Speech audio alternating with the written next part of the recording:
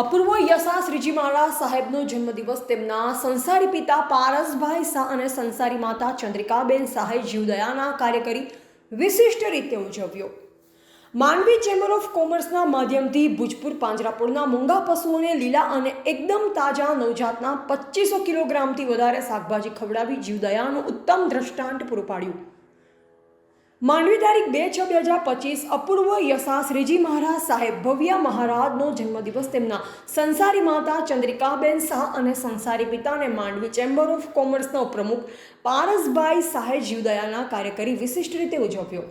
Mandvi chamber of કોમર્સના માધ્યમથી ભુજપુર તાલુકા મુન્દ્રાની પાંજરાપોળના મૂંગા પશુઓને લીલા અને એકદમ તાજા નવજાતના 2500 કિલોગ્રામથી વધારે શાકભાજી કોબી, ટમેટા, શક્કરટેટી, કલિંગર, ભીંડા, રીંગણ, દૂધી, કાકડી અને ચીકુ ખવડાવી જીવદયાનું એક ઉત્તમ ઉદાહરણ પૂરું પાડી પારસભાઈ શાહ અને ચંદ્રિકાબેન શાહે પોતાની દીકરી મહારાજ અપૂર્વ યથા શ્રીજી મહારાજ સાહેબના જન્મદિવસ વિશિષ્ટ રીતે ઉજવ્યો હોવાનું માંડવીના સામાજિક જૈન અગ્રણી દિનેશભાઈ મણીલાલ શાહે જણાવ્યું.